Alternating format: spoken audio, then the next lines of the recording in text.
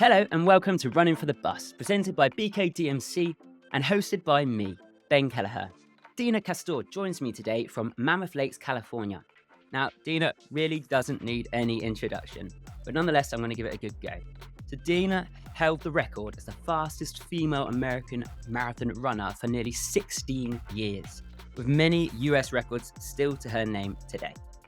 As well as this, she has previously won the London and Chicago marathons and earned a bronze medal at the Olympic Games in Athens in 2004. Since then, she has become a New York Times best-selling author with Let Your Mind Run and works extensively with the Abbott World Marathon Majors, including on the hit podcast Marathon Talk. Deena, thanks so much for joining me. It really is an honor to be speaking with you today. How's it going over with you? Hi, Ben. It is so great to connect and be able to chat with you today. Thanks for having me on. The privilege is all Oh, mine. no, honestly, it really is all mine.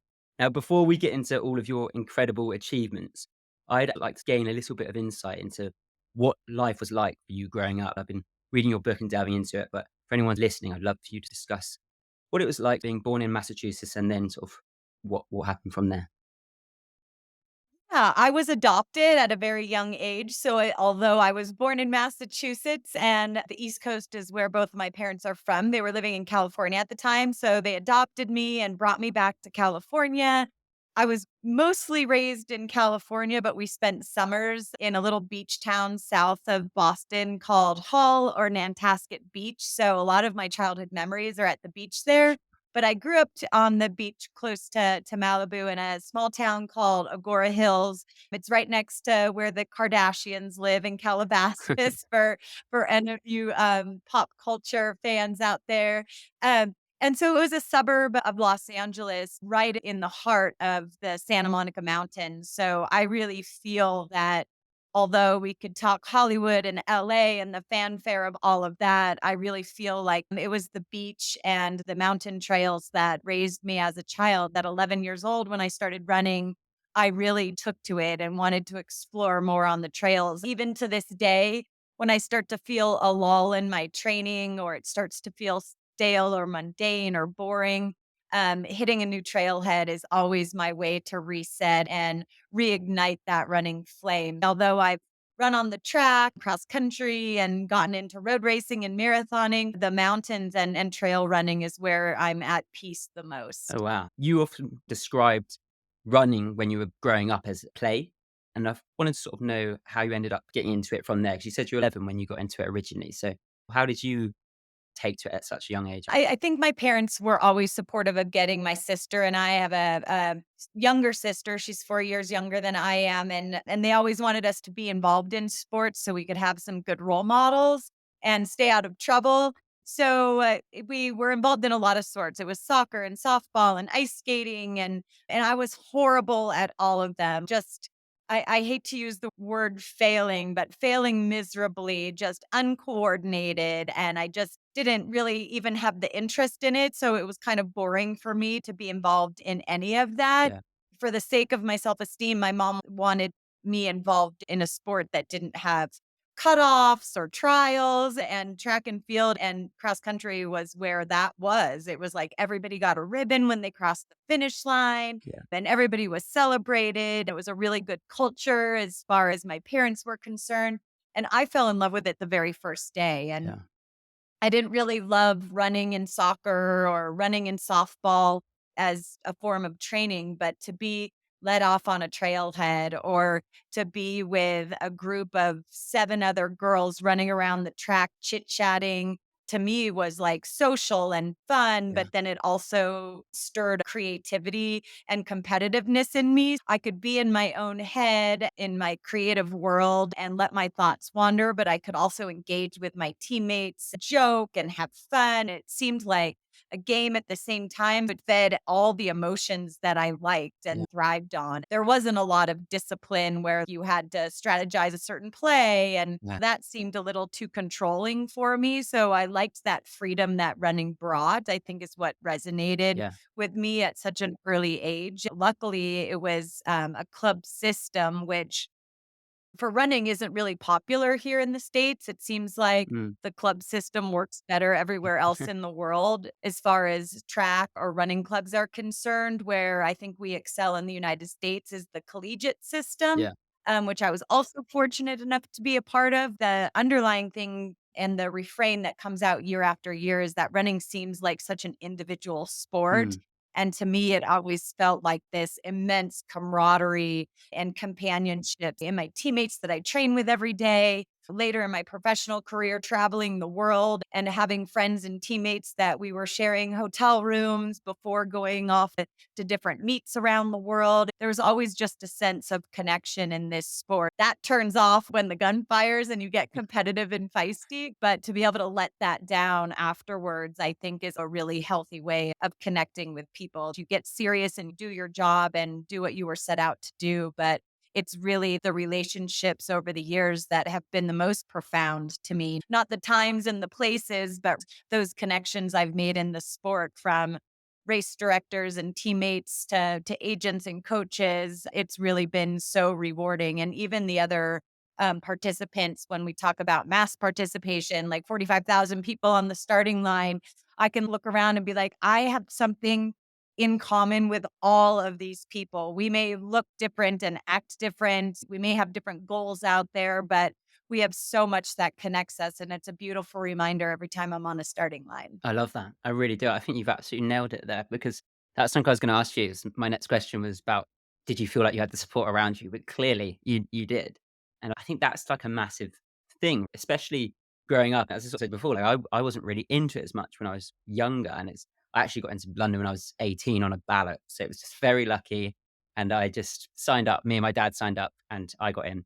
And it was very much a case of, okay, I've got 6 months to train. She used to find out in October, and I literally went out on the Monday and trained for 6 days. And it, but because I had that kind of thing in mind, if I didn't, who knows really? Like if I would have been running as much as I do now, when you find that group and you find that support, it really does completely open up your eyes. And I think it's become such a massive thing as well over the last couple of years, particularly in London and around New York, for example. Like I know in London there's a big running group called Scrambled Legs. I don't It's all about going for a Yeah. run and then getting some breakfast after. And I know like you have endorphins in New York and then in Sydney, they've got like unofficial. So there's such a big community of people coming together, and there's not so much a pressure as I think maybe like football or soccer or anything like that. I remember getting to that when I was like 5, and I remember playing in like 2 games. And my brother's really into football, and I love watching it now. But I remember like playing, and this guy on the other team turns to me and went, "Your team just aren't very good, are they?" And I just remember going, no, they're not. And for me, I was like, "That's it, I'm done." It sort of changes your whole perspective on everything. Yeah, and running really does give you the rewards you need in any given moment. Like today, I had a very hard morning, and getting out there and running allowed me to compartmentalize and think it through rationally, having those endorphins going in my body to think through a hard morning in a more cerebral and healthy way Yeah, than just sitting here mulling it over and weeping. So I just feel like it gives you what you need every day. And then there's other days where I've got that goal in my head of running New York this year with Martin, my co host on Marathon Talk, being committed to that and knowing that this specific workout is going to make that day a little more rewarding and maybe feel a little better, prepare me better. And so every day it gives you what you need in going through your to do list, troubleshooting, or striving for that goal. So I feel so privileged to be in a sport that allows you to do that. It allows you to focus on whatever you need to focus on that day and rewards you with those results, as well as making sure you're doing one thing progressive in your day. Your yeah, day may be falling apart in a million ways, but the progress you make in your running shoes can always give you that little reward. And yeah, I guess it reminds me of that. There's a book called Make Your Bed. It was yeah, by yeah, a lieutenant in yeah, the yeah, I army. listened to it on a And run literally a couple of months ago. it's Yeah, you. yeah, Yeah. it's like And just a to me, short book, it's right? It's great. really short, like an Yes. hour or so. Yeah, it's like 7 things to do, and one of them is making your bed and the importance of no matter how your day goes, if you make your bed in the morning, you start off on the foot of being productive and getting things accomplished. whether your day falls apart, when you get back into bed that night and you peel back the sheets, you're reminded of that accomplishment of making your bed and the discipline it takes to do that. I feel like running is very similar Mhm. to how he speaks about making your bed in the morning, which I have made my bed every single morning since I read it a couple years ago. It brings that kind of stability to your life. Like, I think a lot of times people sort of say, like, "Oh, how do you manage to get a run in all the time?" The run is the focus point, and you work everything else around it. If something's not going right, I had a similar thing actually the other week. I had a funeral I went to, and I remember not feeling obviously very good, and like I was sort of speaking to like my stepmom and stuff, and she was like, "When you get home, go for a run because it's going to really clear your head. It's going to really help you." And it did. It was one of those things that it'd be really easy just to not do it then. You know what I mean? To just feel a Yes. little bit like, no, I'm just going to take it steady. But actually, it does really help. Yeah, we're having very similar weeks, I know it's not so good, but but as you say, for better and worse, I guess. yeah, yeah, for sure. Those things will help guide us through. Going back into where you went from there, you excelled through the cross country divisions at high school, and I know you sort of won multiple titles there. But there was this moment, I believe, where the fun kind of faded. Could you maybe talk to me about that and how you reignited that fire? Yeah, I feel like I'm not alone when people have lulls in their careers. For me, it was in college where I felt this immense obligation to earn a national championship for my collegiate team. I went to the University of Arkansas and I felt that burden. It was such a strong weight on me. No matter how I did, I just wasn't delivering on that. It was interesting when I was writing my book, Let Your Mind Run, that I was talking about all the failures I had in college, Mm. just how hard of a time I had during my collegiate career. But then my co-author, Michelle Hamilton, was like, well, you were 9-time All-American and you were runner-up twice at the national championships and you won all these SEC championships. And I'm like, yeah, I did, but I didn't do these things that I felt obligated to do for my team. So I felt like when I was there on a scholarship, maybe because I felt like there were strings attached to that free education I was getting and that I wasn't upholding my end of the bargain, I was just really hard on myself. Sure. I never really understood, although I had amazing coaches in youth, high school, and collegiate careers. I had these great coaches, like great mentors to me. Mm. I never really understood. I was always told I was talented. So I just thought maybe I'm just not talented enough for this. And I didn't Mm. really realize the work ethic and the discipline of lifestyle that it takes to get the best out of yourself as an athlete. It wasn't until my assistant coach at Arkansas said, "Are you sure you're done? Are you ready to hang up your running shoes?"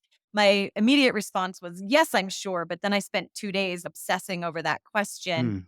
going into his office, talking to him, Mylan Donley, and him giving me the phone number of Coach Vigil, making that phone call and realizing with the questions Coach Vigil was asking me, I have spent more than a decade in a sport I knew nothing about. I just listened to the orders my coaches were giving me and didn't really eat that great or prioritize sleep and recovery. So I was just in this injury cycle. And so it was so, to me, I felt like it was such a inspiring moment to just admit I know nothing about this sport. And so I am just gonna start on a clean slate and absorb all the information I possibly can about how to become better. Mm. And it was crazy to me how much success I had within the first week. Just focusing on nutrition and rest, the adaptation of running 5 extra miles a week or getting 30 extra minutes of sleep every night or making sure I'm getting fruits and vegetables throughout the day. So those are electrolytes and vitamins my muscles can work with. Mm.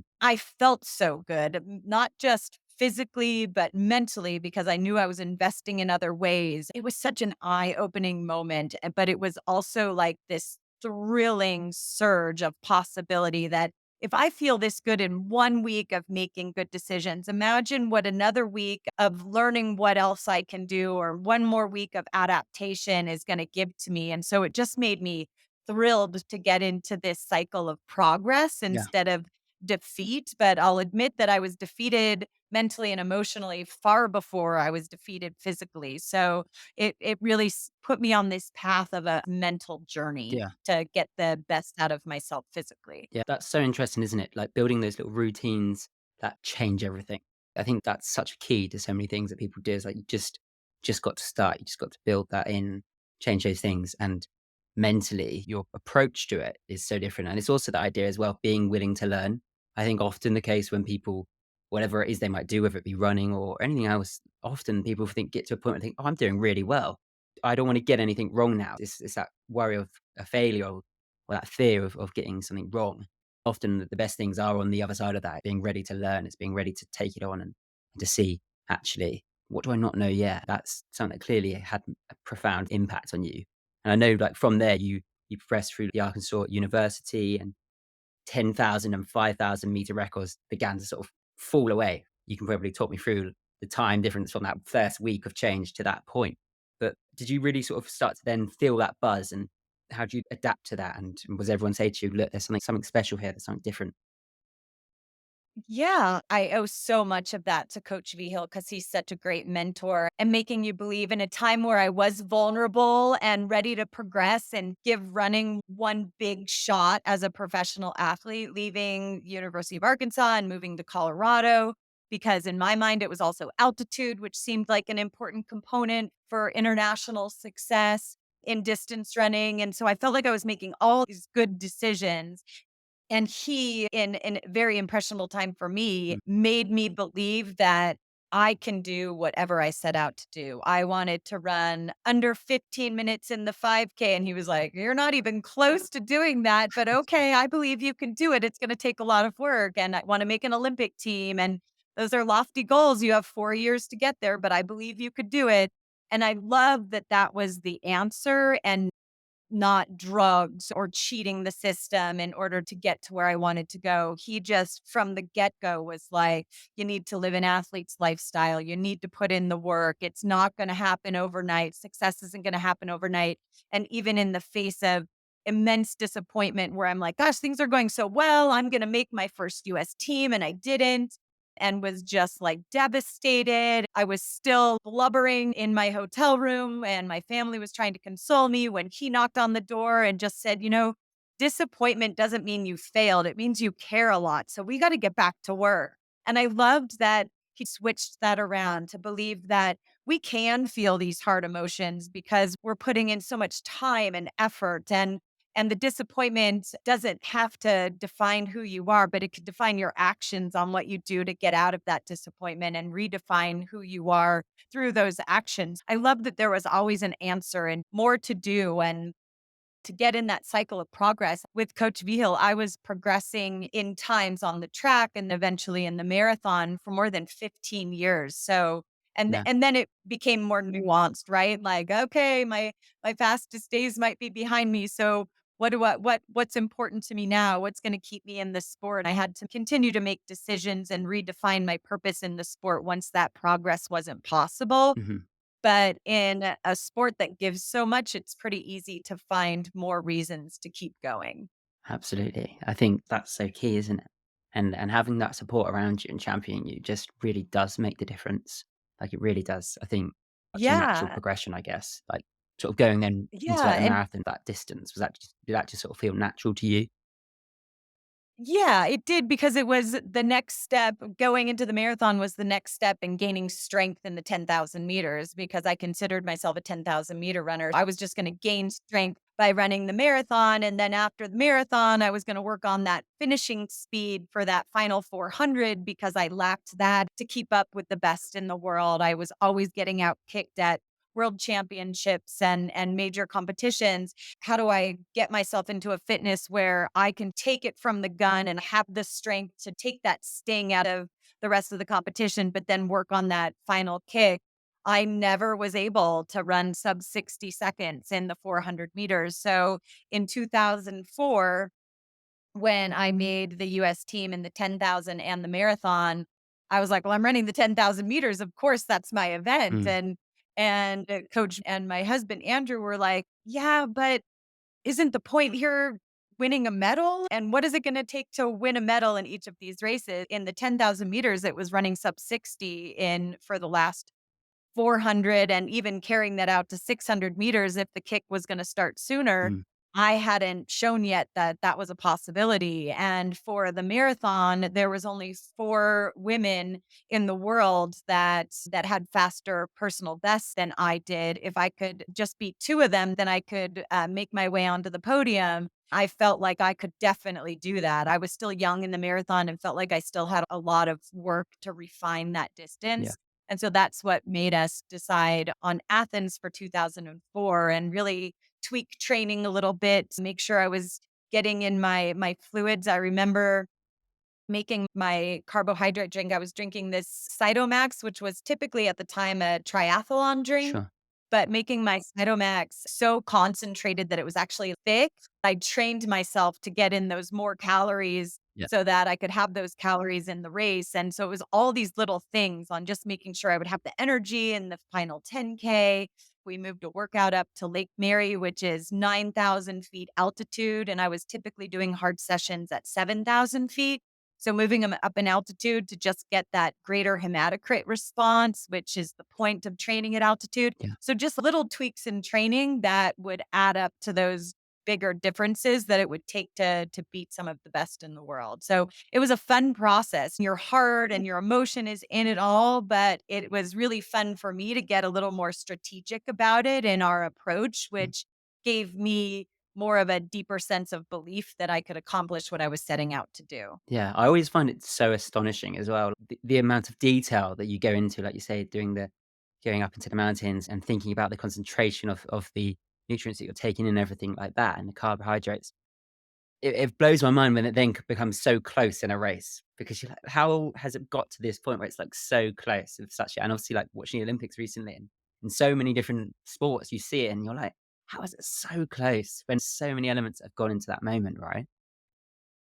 Right. Like, how did Ingebrigtsen not get an Olympic medal in the Mm, 1500 meters, but then he just broke the world record yeah, in the exactly. 3000 this past weekend? Like, to be out of medal contention is just mind blowing. And it's the depth of running, which is why those little details are so important. It's fascinating to me that when you think everyone's training is probably kind of similar, Mm, like, there's probably not a lot of fluctuation in mileage or mile repeat workouts and what they're able to accomplish. The difference is, and I advise people this a lot when they're asking, how do I break 4 hours in the marathon? Like, I just can't do it. And mm, what do I have to do in my workouts? I often say, maybe you're expecting running to do it all for you, sure. but maybe the answer is just eating better, sleeping Yeah, better, having less stress in your daily life. Sometimes the answer isn't sitting in the running, it's sitting outside of the running, and that could make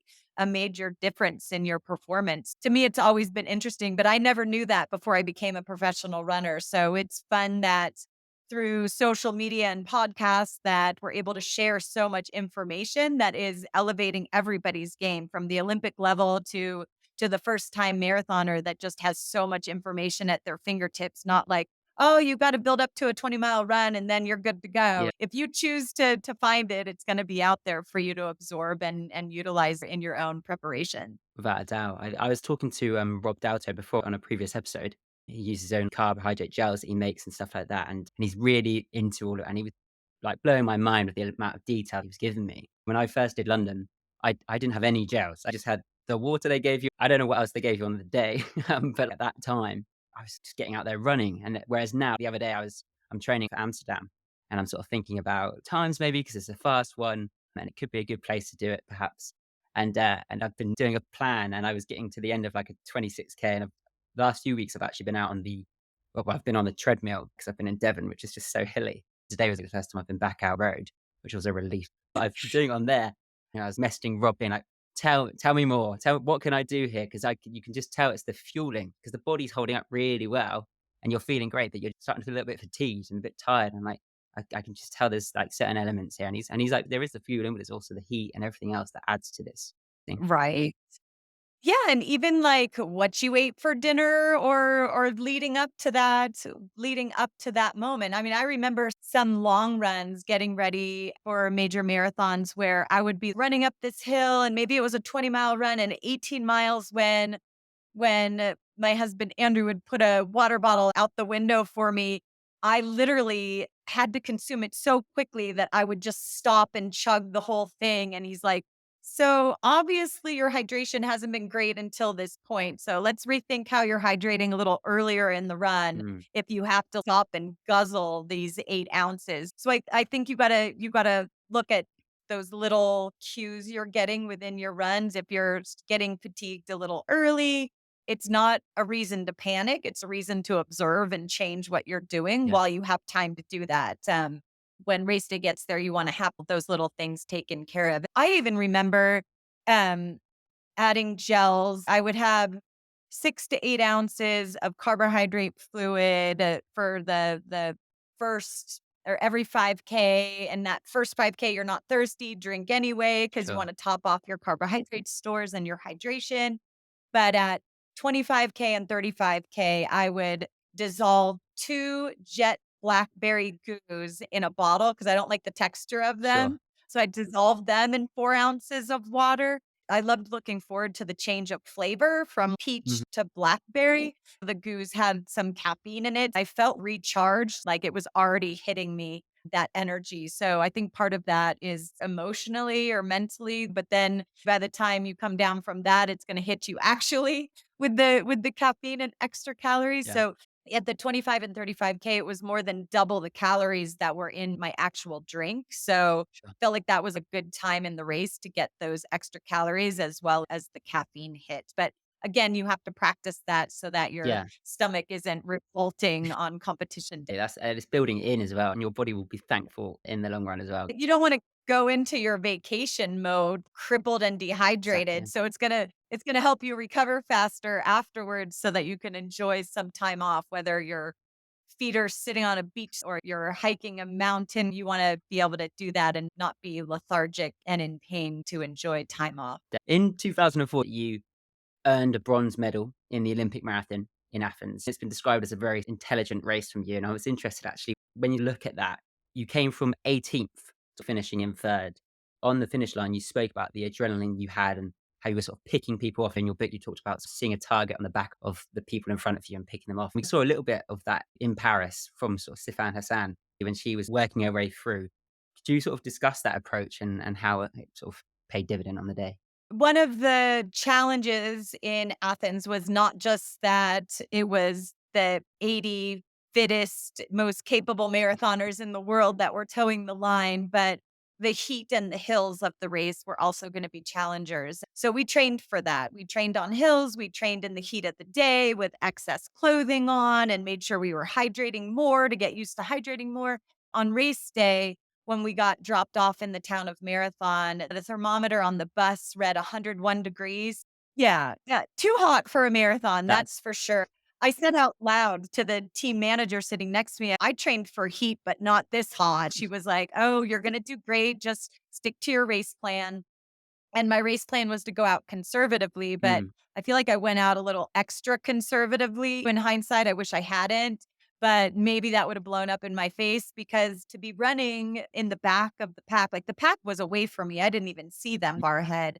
But to be running in the back of the pack and kind of leading a strung out chase pack, I could see one by one women coming back to me. I wasn't picking up the pace. They were coming back to me and I was feeling fine. So I was like, let's detach from this train, put in a slight surge to break away from them and start picking off more people. That was only 10K into a 42-kilometer race. The fact that the heat was already taking its toll on some people mm, was so telling to me that the best in the world are already faltering and we're not even at the halfway point yet. yeah, And so I gradually started picking up the pace and picking up people and there's momentum in that, right? You get yeah, like a little bit of adrenaline and a surge, but it was really oftentimes like it felt like I was in a war scene because I would see some of the people that I considered a threat to the medal, like pulling off to the side and puking on the side of the road yeah. and or staggering up ahead of me. And I just thought, oh my God, it is too early to feel this bad because I still felt really good and capable of moving forward. So I just kept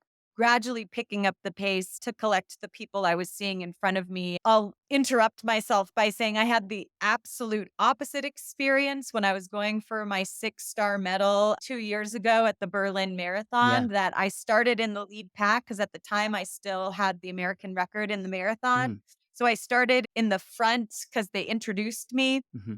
at the start line, and then the gun fired, and, I spent 42 kilometers getting passed by people, and even people are having conversations like, "Deena Kastor, oh my god, what are you doing? I can't believe I'm passing you. Keep going, don't stop. Keep your momentum going. This is amazing. You're having a great run." Wow. But it was the opposite experience I've had in some of my greatest races. It was still amazing to be a part of that fanfare of that race, the surprise of how special that 6-star medal felt Mm. because it was 6 totally different journeys. New York Wow. City in 2001, I took a long time to get my 6 stars, but Yeah. each of those buildups were such a different time in my life that it was really special to do it. Mhm. Back to Athens and the momentum of coming into the finish, it was something like I can't imagine a buildup going more perfectly than it did. I hired 3 guys to train with me and to put me through the ringer every day. Yeah. I would go to bed at 7:30 every night, totally exhausted from the training. I would wake up with so much energy, ready to go again. Yeah. I was in such awe that I was absorbing and adapting to the training, ready for more every day. I was exhausted, but my body was doing it all. It was such a great summer of training Yeah. and how things were just clicking. I was having the time of my life because I was having fun with my team. Meb went on a week after I earned bronze. A week later in the men's Olympic marathon, he earned a silver medal. Yeah. It was that synergy of an entire summer of just like chasing each other down on roads and climbing hills together and sitting sweaty in the van, falling asleep on the car ride home after a long run. So much fun and momentum going into that race. Mm. The only way to thank the people that were on board was to get a medal for them because that's what we set out to do. The whole reason we created this training camp in Mammoth was because of a disappointing 2000 Olympic experience. Mm. The men sent 1 athlete and the women sent 1 athlete in the marathon. We didn't produce very good results in any of the distance races. We just formed this training group saying, let's change that. Let's figure out how to elevate our training and bring the best of the best together and work together to try to elevate our game. And everybody was running personal bests, and for the 4 years we sought out to do that. And then for Meb and I to be able to earn a medal in the same Olympics was special to share that with him. So it was meaningful, I guess, um, what goes into it. Also, that we had good momentum coming into the race, good momentum in the race. We had so many people to thank by performing well, Yeah.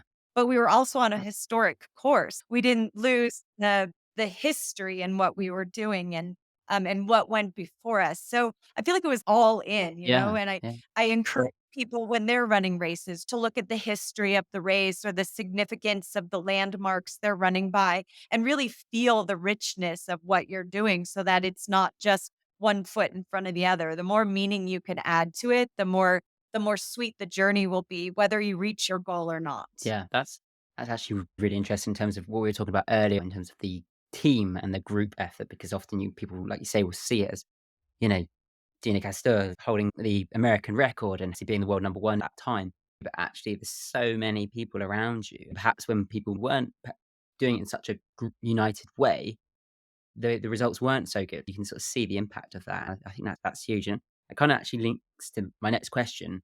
Because when it sort of comes to the Olympics, I feel like it really does rally so much support from the home country. I know when we had London 2012 here, for example, the atmosphere around the whole country was electric, and it really did just like continue through into so many things. But when you crossed the line, I distinctly, when I was sort of watching some clips and watching it back, there's one line from the commentator where he said, "America gets the bronze."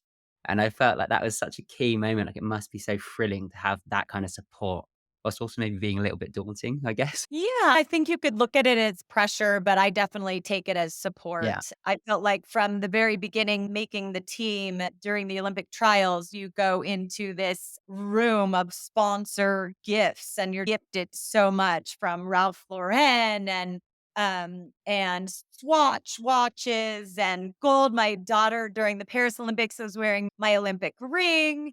I feel like you're shown this support from corporations where like you would never in a million years think that they care about the Olympic Games and sports sure. and so you're showered with these gifts. So that just feels like, okay, this was appreciated. Yeah, And I'm supported. A few weeks later, we went into this camp at the Olympic Training Center where we learned how to adapt to jet lag, to heat and humidity, more specific nuances in our training.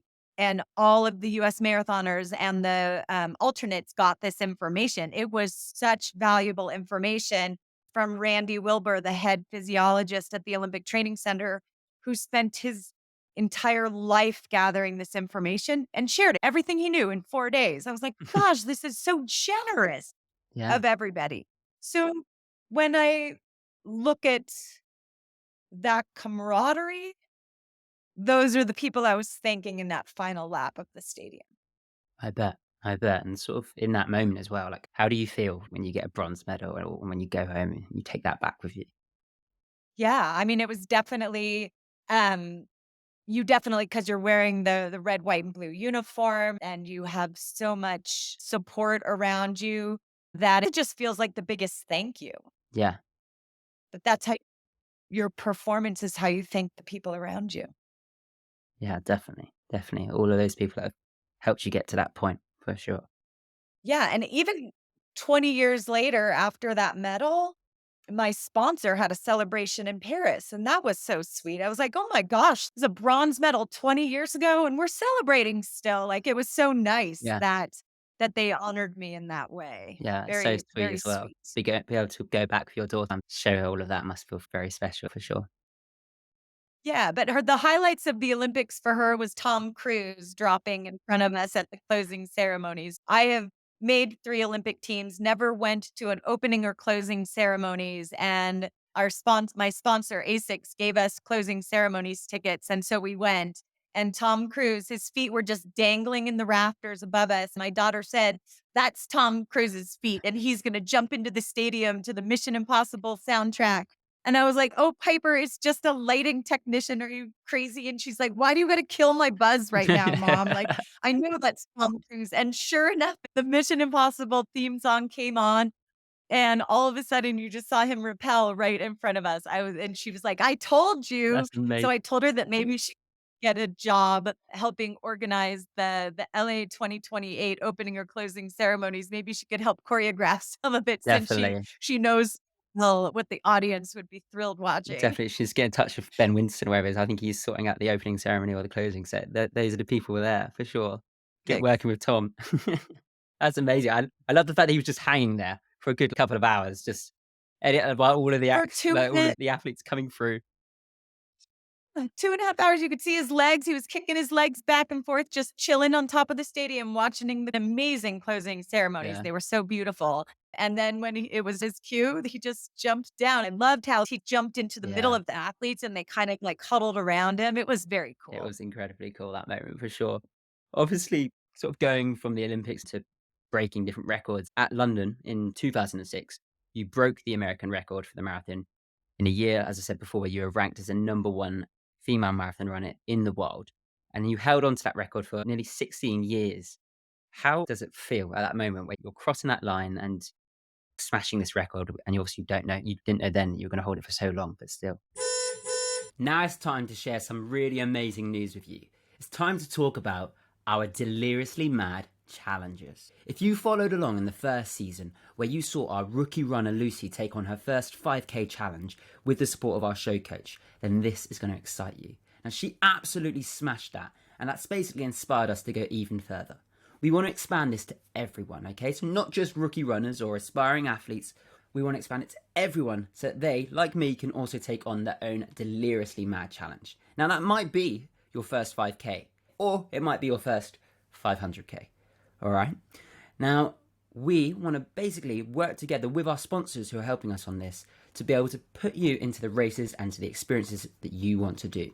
So whether that be you want to get into a race and you don't quite know how to do that, or whether you're looking for the right pairs of shoes, or whether you're looking for something new and adventurous that you haven't even seen yourself yet, get in touch. Drop us a DM or get in touch via the email, which you can find in the link for this episode of the show. Now, we are going to be able to support you from there because we've already been in touch with sponsors, we've been in touch with different races and different brands as well. As well as that, we're also going to be helping you ourselves directly. Okay? So that might mean that you perhaps looking at a race and you think, well, I'd love to do it, but the race entry has just gone through the roof. Okay? Or perhaps I don't have that money right now. Well, we don't want that to hold anyone back, okay? So we're going to help you with that. So we will give you the money either towards it or to pay for the whole thing. And that will also include shoes, running clothes, nutrition, anything that's going to get you there on the race day. We want to support you. And we want to find out all about that journey as well. So you're going to be able to come on and share it with us as well. So if that sounds exciting to you, if you're perhaps looking to take on your next exciting challenge, perhaps something that's deliriously mad, we want to hear from you and we want to help you get there. Yeah, it was a sweet moment, and it was one of the hardest decisions I made because I really felt like I was the fittest I'd ever been in my life. Do I wanna go win the Boston Marathon because that would be huge, or do I wanna run under 2 hours and 20 minutes and lower my American record that I had set 3 years prior? It was such a daunting decision because I look back thinking, "What an amazing time in my life to be so Yeah. confident." Either choice. Do I wanna win the Boston Marathon or run under 2 hours and 20 minutes? I never second guessed that they might not be possible. Yeah. Which one weighs more heavily? I honestly couldn't decide, so I let my dog decide. I wrote about I wrote about it in my book. We put 2 stuffed animals out in the driveway, one bear and a moose, and, one of them represented London and one of them represented Boston, and I opened the door and said, "Go get your baby," and she came back with the bear that represented London, so London it was. And it was it seems like weird to let your dog decide, but obviously if I sat with the moose in my lap and London didn't feel like the right decision, I Sure. would have changed it to running Boston. But the dog decided and it felt right, so London it was, and Seems it like was the the dog privilege made the of a right life. choice, right? Yeah, the privilege of a lifetime to be able to lower that record. 3 years prior, it was Joan Benoit Samuelson's record that I was chasing, and it was such a strange feeling to be chasing the record of a woman you look up to Mm. so much and who got you involved in running in the first place, because it was 40 years ago this summer that Joan Benoit Samuelson won the first ever Olympic gold medal in the women's marathon in the Los Angeles Olympics in 1984. Um, Watching it as a child and then starting to run later that year because it was such an inspiring performance was like a beautiful journey to be on. She was like the light at the beginning and at the goal that I was chasing. And to this day, a very good friend. When you get to meet your mentors and idols in this sport and end up thinking, gosh, they're cooler than I thought they were, which is totally Joan. uh, Being able to break her record in 2003 and lower the record in 2006 is, to me, one of my all-time favorite races. London's a favorite race, not because it's my fastest, but because I really just love that course. yeah. Even in the drizzly rain that welcomed us that day, there's a picture of me on the starting line with my head back and my mouth open, embracing the rain. Yeah. And, my husband titled the picture on our computer as, "I don't wanna run in the rain." To me, it was taking in the elements Yeah. and asking to work for me, Yeah. Wow. work for me on that day. And, so I feel like as I was running, I talk about in the you said when I was younger, running was play. Yeah. That's how it felt when I was running through the streets of London that day. It was trusting that as the race went on, less and less people would be around me. The last person I had to shake was Susan Chepkemei of Kenya. As we were running down the street, she was swerving around the puddles and I was just stomping Very free. straight through them, feeling like a child in that Yeah. moment. Those are the things that rekindle my love for the sport. And so I think records come in days where you're having the time of your life. It's not when you're uptight and intense and feeling hyper hyper focused and hard on yourself. It comes on the days where you're just like embrace the rain, stomp through the puddles, trust in the training, trust that you're going to be the only woman standing by the time you get to the finish line in under 2 hours and 20 minutes. And so it was really a run of trust. Yeah. And those are really fun memories. But I try not to just think of these races as accomplishments, but like what they teach us. Hmm. And so to me, it's like carrying that trust and joy in the process. That's when you get the best results. So I try to remember that not just in my running life, but in daily life as well. Yeah, that's very interesting actually taking it into daily life as well. Because I think like the 26 miles that you're out there, as you say, people see that record and they go, "Oh, like it's amazing," and the time difference is so slim, and they just see that time difference as opposed to the other 26 miles that you've just run. If you look at like I said before, like Savannah or we look in your race when you're sort of coming up in that last part and you're getting into the stadium, you can see those moments and you just think it's those, but actually it's all the work that's gone into it, the journey you've been on. And I think in London as well, you were destined for rain because mostly rains most of the time, I find. But it is such a beautiful Yeah, course as well, and I think you find that often with the World Marathon Majors. Like, I love New York, I love getting into each of the different boroughs and seeing all the different people. I'm quite lucky. I live about 4 miles from the South Bank, so whenever it's on Friday, I'm gonna go for a long run, I'll be straight down there all the way to Greenwich and then back, oh, less on that way. that's great. What a treat.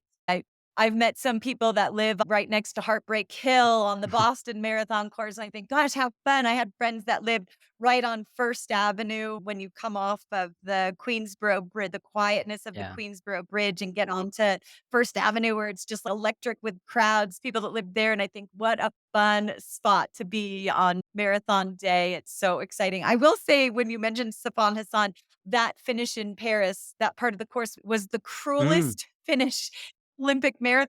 People talked about the hills. I didn't realize how twisty and and turny it it was. It was, like, so unkind to be in an all-out sprint with all of that running under your yeah. legs and have to maneuver all those turns. It was really cruel to me. I can't imagine how their hips and their ankles felt as they were just trying to fight each other in that stretch. It was really it just felt like a cruel addition, an unnecessary addition to that spot, but it was a beautiful finish for television. Oh, It yeah. looked It really was good. super dramatic. I was, like, shouting at the TV, come Yes. on," with her. I mean, Yes. she's just thrilling to watch, isn't she? So Yeah. thrilling. When she did London a couple of years ago, went out and watched it. I remember, like, Paula Radcliffe and the commentator, I think Andrew Cotter were there, and they were talking. They were like, "Oh, I think maybe she should drop out at that point." She's maybe sort of 10K in, I think, if I'm correct. I was gonna get the tube, it's about 20 minutes, half an hour. As I was coming out of Embankment Station, which is not far from the end, I just see some motorbikes coming past me, and then there comes Savannah stand at the front of there, and I couldn't believe my eyes. So I was like, "What is going on?" Like, it's unbelievable. She seems to always have an unconventional path to what she's doing, which makes it so exciting. I felt like this Olympics was a prime example of that, getting 2 bronze medals and thinking, gosh, only a couple days ago was she on the track racing, gunning for that medal. Is she going to have anything left in her legs when it comes time to sprint? And she did. She's Amazing. yeah, it really is, and we talked about your record there, and that was beaten by Kira Diamato eventually after a long time and of getting into the Super Shub here and everything like that. How did that moment feel when you handed over that title at the time? Yeah, it felt great because it felt like the sport was Yeah. progressing. There was so much momentum and personal bests and people going for that record over the years. During the pandemic, there was a race in Arizona where people were trying, like, everybody was That's trying to thrilling. break the American So record thrilling for you to see that. in the yeah. And so I'm like, gosh, it's like, come on, like, it's there. They just need the right day. It was only a matter of time. But when I broke Joan's record in 2003, she called me right when I crossed the finish line to congratulate me. So I did the same for Kira D'Amato when she broke the record. Only 9 months Yeah, later, when we were all in Chicago, Joan Benoit Samuelson, Kira D'Amato, and I, and Emily Sisson lowered the record. We were all there to congratulate her. It's kind of sweet to see how the torch is passed, but also that respect, that mutual respect among runners that we all have, yeah. that we know how much work goes into it. And to know that that is appreciated by the people that came before you, I think is important to pass along. Yeah, yeah, it's pretty rare, I guess, to know people who've had such a similar kind of journey in terms of knowing what work has had to go in to get to that moment.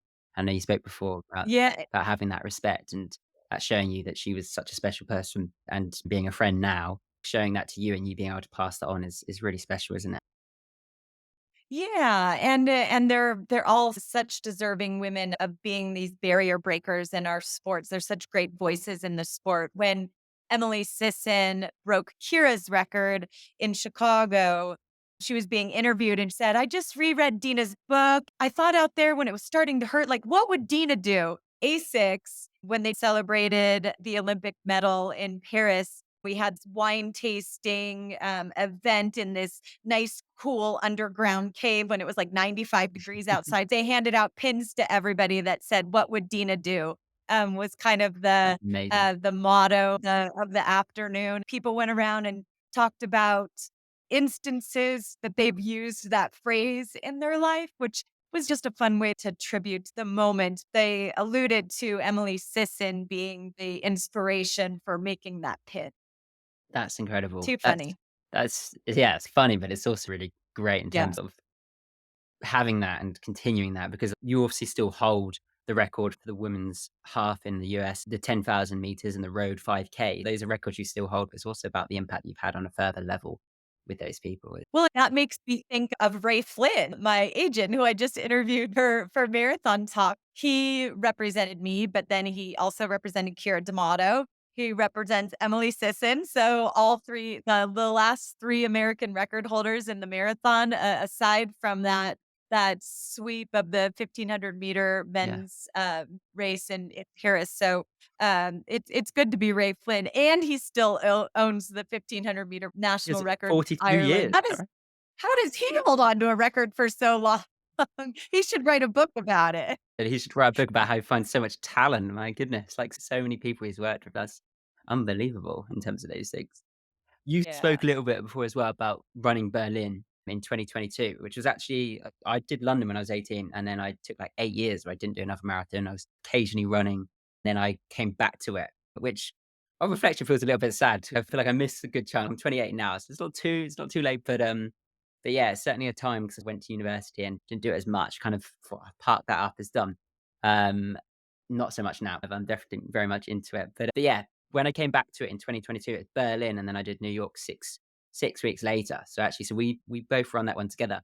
I didn't go past you though. I don't recall doing that. So you still managed to keep in front of me there. But obviously you talked about it being perhaps a little bit of a difficult day in terms of the other things. But how was it to see that and have the people and sort of almost cheerlead those people? I know you talked before about doing New York soon. So how are you feeling about that coming up? Yeah, well, we'll talk about that in a second because that's a different story. But with Berlin, I just was I my goal going in it was to get my 6 star, was to run hard enough that I could be really proud of the effort, but but comfortable enough that I can enjoy the whole thing. Like, I didn't wanna get to a place where I had to, like, give myself a pep talk to keep going. And I was surprised at how much conversation happened in the pack, like, Yeah. within the runners, and it was so inspiring to me, just the conversations I had with people that would, like, as they passed, they would slow down and talk to me a little bit before moving on. The crowds the whole way, how they knew the sport so much to pick me out in the Yeah. masses to be like, "Deena, oh my god." And so, to me, it was amazing that it was an educated crowd, Yeah. but also just really supportive runners. I remember going past our hotel at one point, and my daughter was running on the sideline and cheering for me, and I said, "I'll race you to the finish." And she beat me there. She I mean, they probably took a shorter route, but I thought for sure I'm gonna get to the finish and I'll wait for them. But they were there waiting for me. She ended up giving me my 6 star medal, which Ah, was that's very, incredible. very sweet and special. In the same exact moment that I was getting the 6 star medal, the gentleman next to me happened to also live in Mammoth Lakes, California, this small town of 4 square miles in the middle of the Eastern Sierras of California. He was also from here. So it was like, just like those little things that make the moment so much more special and such a memorable journey. I accomplished my goal perfectly of riding that line of an effort, but not anything that was gonna distract from absorbing everything good about Berlin. It was a magical day, and then to learn what happened up in the front of the Yeah. pack with the men's and women's races was mind blowing to me. Just that we just what are the limits of what a human being can do? We're not even there yet. We just Mhm. keep lowering world records and dropping jaws almost every single Yeah. weekend. It's like almost seems ridiculous to keep talking about what a jaw-dropping performance looks like because Really the has. next weekend it's gonna be something bigger. So it's a fun time in the sport. Thanks to the shoe technology and the way that information gets shared on what it takes Yeah. to be your best athletically and how that information is available to everybody. I think it's so much fun. It's such a fun time to be in the sport, to take advantage of technology and information and use it to our advantage so we can really reap the advantages of this sport because it'd be a shame to just use it for the sport without applying it to the outside world and how we function in our families and our work life. Using the information we get in running and applying it to our daily lives is so important and it really expands the value of what this sport gives us. Talking about smashing the records there and each weekend, somewhere it's probably unlikely to be smashed is in New York because New York is notoriously quite challenging. I know the year I did it was the hottest year on record, and it was without a doubt the hardest thing I've ever done in my life. How are you feeling about that coming up? Yeah, I feel like New York, the course is hard, but the weather conditions are also in the spring and fall. When you have spring and fall marathons, you don't really, weather isn't a constant, and Sure. and so it's something you just have to adapt to and utilize in your race plan. That's kind of like the last bit of planning you have to do is thinking about the weather conditions and how you're gonna get the best out of your training with the weather that you have on that day. I have not been training very long. I've actually had a training schedule for about 4 days. So I've got a 4-day streak going Nice. of running. I told my husband, "You gotta create a 70-day program, couch to marathon. This is your challenge, couch to marathon, 70-day program." Just to allow me, like, get me to a 20-mile run so that I feel like I know I can do that last 10K when it comes. The dance is, like, trying to build up gradual enough that I don't hurt myself, but quick enough that I can accomplish it. I wanna beat Martin. I already told him, like, "I know we're supposed to be running together, but in the end, I'm hoping to dust you in Central Park. Come Central Wow. Park South, you're just gonna see my back." As you're really working on that kick at the end now then. That's gotta come in right at the end Yeah. in Central Park. I mean, I also Yes, I think mean it's the best race really between London and New York for me. I'm doing Tokyo in March. I'm really looking forward to that one. New York is the hardest one, but it was also probably the best one I've done. So I think, like you say, when you know you've gone through that journey, and for you, obviously, smashing Martin at the end, it's gonna be very rewarding. Well, fingers crossed we'll be looking out to see you do Yeah, that. I mean, I've been known to eat my words sometimes. So, yes, fingers crossed indeed. We were talking for a little bit about those records, and I know when I did Chicago last year as well, Kipton smashed the record there, and I think you were there on that day as well. I know you talked about being on the line and seeing that, and I remember running and hearing people shouting, "The world record's been smashed." They were like, "Who smashed it?" Shouting back to the spectators and saying it was Kipton and all of that experience. And what was that moment like for you being there on the line and seeing that? Oh my gosh, it was so exciting. So my job on that race morning, the job that Chicago gave me was that when the racers were coming toward the finish line, like when they were about a mile out, to get on the microphone and tell people in the VIP tent to please make their way to the stadium so that we can cheer on the athletes. So I had to do it for the wheelchair racers and the men and women finishers. So 4 times I got on the microphone, but with Kelvin, I was like, "He's he is so close to breaking this record. Every second's gonna matter. Get out there and give him the energy he needs." I was out there and I was standing next to this woman, Mau Mau, who I was talking to. When he crossed the line and broke the record, we hugged and embraced, jumping up and down. We were so excited. The highlight for me was seeing Kerry Pinkowski, the race Yeah. Yeah. director, on the other end of the finish line with his arms wide open. It really shows you how invested these race directors are into the athletes they bring in. It's like not just the financial commitment trying to get the best in the world so it looks good for TV, but just how much they care about the performance. So seeing his face was probably the highlight for Yeah. me. But this is what the sport does. So I'm with Mau Mau, embracing this girl I just met, jumping up and down, taking a selfie with him in the background. When we were in Paris, I was with Mike Capuzzi, who's an Yeah. influencer. We were waiting near the Eiffel Tower for a group to come back and pick us up, and all of a sudden, Mau Mau comes running past on the Seine River. I was like, "Mau," and she looked at me and she was like, "Oh my God, Deena!" And we embraced in just the same way we did when Kelvin Kiptum broke that world record. I hadn't seen her since.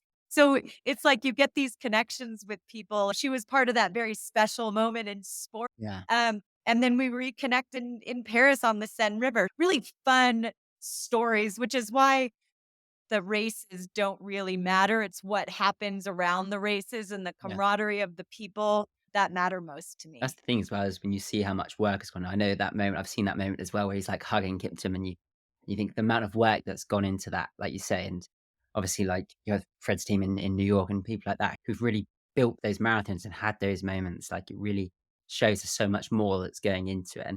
And it's such an exciting time. Like you say, you've got Mama there and you've got Tijit Asetha and you've got obviously the current world record and Bridget Koskar and Ruth Chepngetich as well. There's so many at the minute that are on the edge. They're really in contention to go and smash more records. So it does feel such an exciting time, right? Yeah, and even with Safan Hassan running 2:13 there, the second fastest time in history, you're like, that would have been a world record if Tigist Assefa hadn't just broken it. So the momentum that we have in the sport, and I also think for a lot of male athletes in Kenya, that there's a lot of camaraderie around Kelvin Kiptum's legacy Yeah, and momentum of people running in his spirit and for him. They're dedicating their miles to him. Those are going to be the next people that lower his record because they're doing it in the spirit of someone they care about. yeah, So it's an exciting time for the marathon. And it's crazy that we used to talk about, like, there used to be one person to talk about, right? yeah, And you'd have 2 hours and 10 minutes of notes for the men, and you'd have 2 hours and 20 minutes of notes for the woman that was going to win the race. But now it just seems like there's so many people to talk about. So the momentum in the sport and the density of, I don't want to say the word talent because I have a hard relationship with that word, but the density of ability on any given day was really making it exciting to show up to the races or to stay connected to the TV or the streaming devices to see how it unfolds, because the races are always filled with some sort of drama thanks to the many men and women that could be crossing that finish line it first. really is, isn't it? It's thrilling to see, and with Kiptum, it was super thrilling and obviously heartbreaking what happened. But as you say, I think a lot of people are trying to keep that legacy and dedicate those miles to him. And yeah, I'm very excited to see what happens, yeah, over the next few months, even weeks or weekends coming up as we go into the full season. Mm. Yeah, we're getting into marathon seasons. It's hard because I still feel like I'm on a high with track. Yeah, We have the big showdown in Zurich with the top 4 guys in the men's 1500. yeah, Karsten Warholm and Mondo Duplantis will be racing against each other in the 100 meters. I feel like there's still so much buzz on the yeah, track that it's hard to believe that right after that, we're going to be in the throes of marathon seasons. This sport is awesome yeah, that it can keep us high all year long. absolutely. And even more so as well because you've got obviously Sydney coming in literally just a few weeks as well. So that's obviously hopefully getting into that contention at some point over the next few, well, maybe by the end of this year. We'll see what happens. But Right, right. It's like, how many boxes do we have to check off? yeah, They're doing a really good job. yeah, So I've got so it in hopefully my it'll I've got it in just. my sort of pipeline of what I've got, like, because 'cause I've still got Tokyo and then Boston the year after. So 2027 is when I'm eyeing up Sydney. It's definitely, in the offing for sure. Yeah, because if they can become a major, I'm like, how many weeks can we go to enjoy to enjoy I was I Australia literally and said race before, this like I fun? said when I was coming back to marathon running, if I do another one, it's New York for me is the first one after London, and then I ended up doing Berlin 'cause it worked really well and it was incredible. I've been back since I did the half this year. It's amazing to run there. But yeah, I was like New York, and I'd love to do Sydney.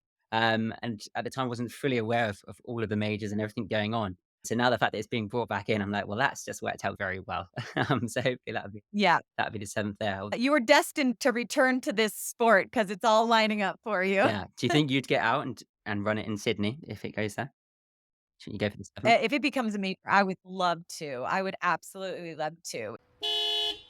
I want to take this moment now just to thank one of our sponsors, Veloforte. Now, I actually use Veloforte's products. I've used them before they sponsored the show, and I still use them now. They've got a whole range of things like the gels that I use. If you've seen me using them on my Instagram, I'm using them at the moment in my training. So when I'm out on a long run, I'll take along a few gels with me. As well as that, I use their protein shakes, and I've got their overnight oats as well that I've been using. And there's so much more as well. So do check out their website. All of their products have natural ingredients. They're not using any sort of artificial ingredients in there or anything like that. And it's actually real food being put into the products. And you can see that because it's won loads of awards. You can see they've won awards from Runners World, and they've got the Great Taste Award as well. So you're not just eating something that doesn't taste very nice either. They actually taste great, which is why they've won that award for like 8 years in a row. So do check them out. And as well as that, if you use the code RFTB30, so running for the bus, RFTB30, that will give you 30% off the whole thing. Okay, so go check them out, give them a go. You're not going to be disappointed, guys. It would I That was my first Olympic team in 2000 was Sydney, Australia, and my entire family just had the time of their lives. I did horribly in the Olympics. There were rounds of the 10,000 meters, so you had a semifinal and then a final. And I did not make it to the final of the 10,000 meter as I was battling an Achilles problem. Before then, we had training camp in Brisbane. I loved Brisbane. There was just like miles of trails through the forest to run on, yeah, and then Sydney, the thing that stood out to all of us were the people were so generous and so kind and so hospitable, going out of their way to make sure you had directions to where you wanted to go. And we just had such an amazing time. My parents had a host family that lived close to Manly Beach on a farm, and we would feed cockatoos with nuts out of our bare hands. And so it was just like such a magical yeah. experience that my husband and I had always said if we could live anywhere else in the world, we would choose Sydney, Australia. It would be really fun to return there after all these years. Well, that definitely seems like that's got to happen to me for sure, for sure. Yeah. Maybe we'll race there, Ben. That could be Yeah, our showdown, our smackdown. 100%. I'll see you out there. I'll take you on. I know, and I will lose again. No. No. I just like to smack talk because it makes it more exciting. Well, you never know. You never know. By then I might be a 2.5 hour runner. I'll see where you are in New York, and then I'll make my smack talk then. Oh boy. Yeah. Don't judge too don't judge too much on my New York performance. And don't tell Martin. Don't tell Martin I'm not in good shape. I'm telling him I'm in really good shape. All right, it's all right. We'll champion you. We'll all be supporting you for sure. Like, sorry, Martin, but yeah, we're all behind Dina on this one. But come Sydney, it's a different matter altogether. Yeah. Yeah, that's good. That's good. It's good that we could turn on and off our competitive switches. We could be friends off the race course, but as soon as we get on that race course, we'll be scowling at each other. Absolutely, absolutely not. I'll be cheering you on from there for sure. Obviously, you touched briefly on your work with Abbott, and obviously, I know you did the Marathon Talk podcast. So, how did you go into that sort of area, and how did you manage to start working with them? And what do you do with them? Yeah. Well, it's the privilege of a lifetime to be working for a healthcare company and such a authentic, I think, connection with the Abbott World Marathon Majors as they get people really in invested in their health journey by checking off these marathons. I did some work with them in New York and Chicago just because I happened to be at the races. So I would show up and help them out Yeah, with a girls on the run event, hosting a dinner or something. And then when I said that I wanted to get my 6th star, I needed Tokyo and Berlin. It was after Berlin that we did so much media together during that time that they were thinking of relaunching Martin's podcast because it was originally his marathon talk and thinking of me as a co-host. Martin and I met and thought it would be a fun journey to do together. And it has been to be able to talk to people about the sport that we love and share what like with guests that inspire us to be able to share that with others. I think is such a great Yeah. privilege to share those stories. And I know yeah, you're shaking like, yeah, duh, that's why I do it. Um, it just seemed like such an authentic connection to everything that I believe in. It's the reason that I have such a great relationship with my sponsor, ASICS, that I've been with for 24 Yeah. years because their whole creed is a sound mind and a sound body. It's holistic health, like total health. With Abbott, it's them investing in healthy lives so that they don't have to keep making so much machinery to get people healthy who are ill, Yeah. and so Sure. getting trying to change that culture. And I love that they really believe they can. And so it just seems to align with everything that I love that this sport can do for people. Being able to co-host with Martin has been the privilege of a lifetime because I think his advice is so valuable and Yeah. it's so richly rewarding to listen to him, how he thinks, and even has his nonprofit Storm Break Yeah. that helps with children's mental health through activity. I know he comes from an authentic place. So really just making sure that those connections I make with people, I don't want to exploit brands or exploit myself by having those disingenuous connections. So when I make those partnerships, they're very intentional. I make sure that the basis of them are authentic to what I'm trying to do. Yeah, I think that's the key, isn't it? It's all about the connections you have and the reasons behind them. And as you're sort of alluding to there, I think that's definitely the reason behind why I do this. I just love finding out incredible stories and different people. And we've obviously worked with people on here who've just started on their journey as well. You sort of taken that and you've done your TED talk as well, and you've spoken about joy training. And I really would urge anyone to go and watch that. It's incredibly inspiring. I think you've sort of touched on it already in terms of how you do that, but briefly, what do you mean by joy training as such?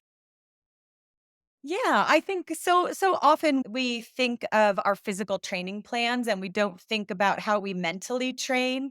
And I feel that our lives are we deserve our lives to be joyful. And that's not to mean that there are some parts of our day that aren't as fun as others and or that we downright detest, like just parts of our job that feels more like an obligation than something we really enjoy doing, but it's part of the process. And making sure that there are ways that we could make those moments enjoyable if they have to be Yeah, done. And they could just be really simple acts like putting on nice music while you're doing something unenjoyable or having a diffuser of essential oils that are citrusy because that's a mood booster or putting flowers on your desk when you're engaged in a really intense project in front of your computer and all you're seeing is a screen through the day, but you can glance over at the intentionally placed flowers that are supposed to boost your mood.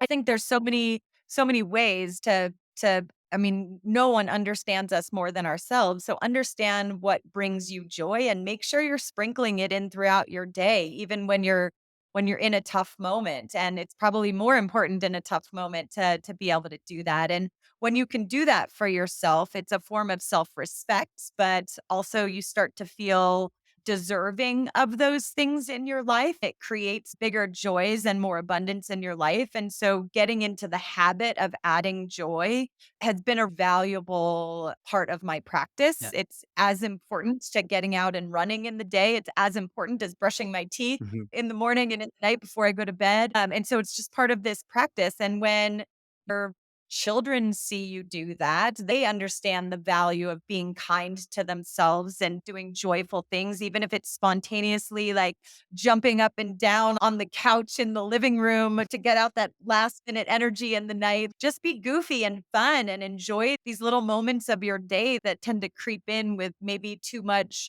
reflection or downtime Yeah, or intensity. I think it's a really important practice, and the benefits that I've seen with it have been greater than I ever imagined. It not just helps that moment, but helps with so much more. But I encourage people to find ways to add joy to their day for sure. The TED Talk is on YouTube. Just Google joy training, or I guess on YouTube, search for joy training, and it'll come up. And I hope it's as valuable for anybody who listens to it, because that was the point. It was just to share this and make sure that people can be the spark in their own day. Yeah, absolutely. We'll share that out as well on my social and stuff so people can see it. I already sent it to people when I was doing my research. I sent it to my stepmom who's just started on a 5K plan that we were talking about before, and I was like, "See, this is the key." I was like, so often people go into these challenges or different things and they take all the joy out. Like they just focus on the training or whatever, and then as a result, after a week or two, it perhaps fades away and people don't want to do it anymore. And it's like actually, if you build that into that routine we talked about before, you you enjoy it. It's not a chore. It's actually a really important part of the day, and helps set you up. Yeah, like make that really special cappuccino only on your long run days, or wear that special those special braids in your hair only on your long run days. Do something special to make it ceremonial. And it takes the pressure of the mileage and the seriousness. Because it's not serious. It shouldn't be so serious. Yeah, It's not it shouldn't feel like a job or a chore. It should be the greatest privilege of your day to get out there and invest in your physical, mental, and emotional health through running. So make it a celebration by adding some flair to it. definitely, definitely. And obviously, we briefly touched on before as well. You got yourself into writing "Let Your Mind Run." I've got it here. It's right here in front of me. All I've been right. reading through it, and obviously it's your memoir, and it sort of says about thinking my way to victory. I know you talk a lot about it in there. What led you to sort of go into writing that? Like, what was that step for you? Yeah, I had a lot of encouragement because I have an amazing team around me. My husband was encouraging me. My agent had mentioned it. Michelle Hamilton, who ended up being my co-author, was here. We built a track. Andrew and I built a track locally here in Mammoth Lakes so that it could be open to the public year round. For the ribbon cutting, Michelle Hamilton was working for Runner's World and came out to cover the ribbon cutting, and so I invited her over for dinner and some other journalists. And so she was like, "Yeah, like the way you told that story, like people don't think that way. You should write a book." And I'm like, "I'm not writing a book. There's nothing really valuable. I don't really care if people know more about my biography and what I've done." And she's like, "But the way you think is so interesting." I said, "I'll explore it because I hear you guys. I'm a listener. I hear you and I'll explore it, but I will not write it without your help." And she was like, "Oh, what?" I was like, "You're gonna be my co-author." And she's like, "Your ghostwriter?" I'm like, "My co-author. We're in it. 50-50. We're in it. We're gonna invest in the time, but let's explore what this might look like and what we're talking about." Yeah. And I said, "As soon as we start exploring it, you're on the clock. So this is gonna be your job." And she's like, "Okay." So she quit her job at Runner's World Wow. and she completely dove in to the book writing process with me. 3 years of writing. Wow. Um, That and it belief's was gotta intense. make you think, "Actually, maybe I have got something to say." Like, this amount of belief in me. Yeah. Yeah, and so it was such a group effort, and I'm so indebted to her because I would have given up on the project a million times, but I felt obligated to her and the sacrifices she had made when she was having a crisis and a maybe I'm not the person for the job, a crying moment. I'd be like, "Nope, you're the only girl I need." So we were each other's support when we needed to be. But the whole reason, um, in the end, in the end of the beginning, when I'd said, "Okay, let's do this," is because Coach Vigil had shown me so many times that the value of what we have, whether it's food on the table or money in the bank, time or knowledge, the greatest thing we can do with it is share it with other people. The value of that grows exponentially when you share that with somebody else, when you share that money with somebody else, when you share that food with somebody else, when you share time with somebody else, when you share the knowledge, it grows exponentially. So, how could I touch the most amount of people and share what I know and the values in the sport that allowed me to grow this really strong, gritty, determined, disciplined mind? Well, I'm gonna share it. I'm gonna share what goes on in my head and all these miles, and that was the hardest thing to do Yeah. because, a lot of times we could talk about what training programs work, but when you talk about how to master your mind, that is a complicated space. So when I would say, "Oh, from this part of I know this sign in my training log means that this was an epic day. Now I'm remembering the day that I was at the base of this hill and we were getting ready to head out and the guys were going to try to chase me down." I'm going back to that moment and wanting to really surge in the final stages so the guys didn't catch me. She's like, "But what went on in your head a second before that? And what went on a second before that?" It was an exhausting process. But even through it, I said, "I'm going to help someone. When this comes out, someone is going to read it and they're going to be in a hard place, Hmm. whether it's chasing a PR or battling depression or anxiety, they're going to read this and it's going to help." Yeah. So it was not just writing how a race unfolded, but how it unfolded in my head and how I dealt with how I got to the success of it or how I dealt with the failure of it. Yeah. I think that's important. It's important to know how you get successful, but I think it's even more valuable to know how you deal with failures because as athletes, we have far more failures than Yeah. successes. We may be known for our successes, but it's our failures that really mold us who we are and how we deal with that. Without a doubt. When you talked earlier on about when you were starting off at 11 and then going through that time when you're going into college and having that self-doubt where you really perhaps felt like, I don't want to do this. And then getting to those points where you're winning in London or in Chicago and getting the bronze and so many experiences that you would have just not done. But then when people see that, they just see that. And so to be able to have the book and to be able to share as you do on the podcast and in so many other ways that you do it, and obviously on that TED talk that you talked about before, without a doubt, I think you'll be inspiring so many people to take away from that. So I really do think it's amazing what you're doing there for sure. Yeah, thank you. Because it's not, I don't, the physical adaptation and growth pales in comparison to the mental and emotional growth that comes with that challenge and what you see physically. What you don't see is that mental grind and the turns of thought. That to me is what everyone can take away and can be valuable. So really probably the most proud of any performance, proud of that 3-year process in book writing. That's amazing. I love that. That brings me to my last question, and it's the final question that we ask everybody who comes on the podcast. And I'd sort of like for you to maybe to consider it, whether for a young person just starting out running and perhaps striving to be like a future champion like yourself, as well as maybe somebody who's just signed up for a couch to 5K or perhaps a couch to marathon in 70 days, like yourself. What's your best advice to someone who says, I could never do that. I can't even run for the bus? Yeah, I gosh. I would say I would definitely encourage people to find like a group because the synergy and I think really the commitment it takes. Like you just feel like an obligation to show up if you sign up for something. Joining a group would be something that I would advise. And Yeah, I think there's so many different groups out there that meet in the morning or the evening that it could meet your yeah, schedule. It can fit your schedule. So to find a group, because I think it helps with commitment, but it also makes it fun. And yeah. if it's fun, you're going to continue doing it. If it feels social and engaging, it's gonna be part of the week that you look forward to doing. So I would definitely say to find a group or create a group that can go out there and do it together, put in the miles together, because then it's like a social club on the move.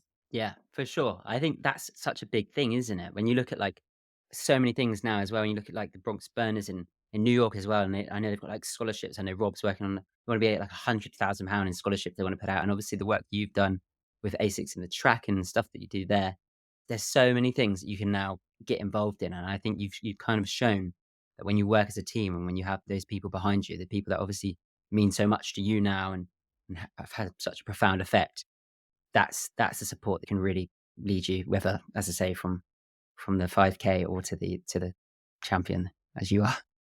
Yeah, but now that I say that, I'm like, well, what if someone has a really social life and they never have a moment to themselves and they want to start running? Well, then don't join a group because Yeah. that's another social obligation. Maybe for you, it's like going to bed a half hour earlier, setting the alarm a half hour earlier, and just getting out for 20 minutes and just making that be your time of the day. Just like check that off after you make your bed, of course. You Mhm. make your bed and then you go for a run. But get in that 20 minutes and feel that invigoration in Mm. that moment that you gave to yourself, your It's moment of finding that peace and joy quiet. almost, isn't it? Like, whether it be with a group or Yeah. whatever gives you the joy, the feeling, right? Yeah. Absolutely, because we want you in it for the long haul. Isn't that right? Definitely, definitely. Thank you so much for coming on, Deena. I really do appreciate it. It's an absolute honor talking to you today. Thank you, Ben, and good luck in Amsterdam. I'm excited for you. Thank you. And you in New York as well. I'll be seeing you smash Martin on Thank that line. Thank you so much for listening to this episode of Running for the Bus, presented by BKDMC. Thank you to our guest today, of course, the incredible Deena Kastor, as well as LMNT and runderwear, and obviously our sponsors Veloforte for their support. Again, don't forget that you can use the code RFTB30 to get 30% off that next order. Next time on the show, I sit down with the founder and CEO of 410 Media, Chad Cohen, to discuss how the run colour that he created, Unofficial, is taking over the scene in Sydney, Australia. Head to the BKDMC Insta now to find our tread playlist, the Rookie Runners training plan, and lots more. If you've enjoyed the show, well, what are you actually waiting for? Hit follow and you'll be notified every time a new episode drops. We'd also love to hear from you, so do drop us a message or leave a review. And don't forget that you can be part of our Deliriously Mad challenges. Get in touch. We want to support you to get there. See you next time on Running for the Bus, where you can listen on the run, on the bus, or whilst you're running for it.